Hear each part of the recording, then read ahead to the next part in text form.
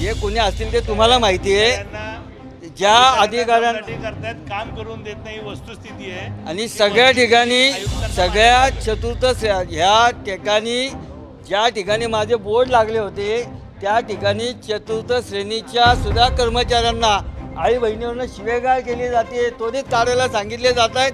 आणि आज बघितलं तर 24 तासाच्या आत माझे लागलेले बोर्डसुद्धा बेकायदेशीर होते। मी ह्याच्या पुढील काळात एक सुद्धा बोर्ड लावणार नाही, परंतु जे कुणी लावतात बेकायदेशीर लावतात त्यांचे 2-2 महिने राहतात आणि हे दमदाटीच्या जोरावर राहतं आहे। दहशतीच्या खाली संपूर्ण महापालिका काम करते। आपण सगळ्यांनी मिळून ह्या गोष्टीला न्याय दिला पाहिजे।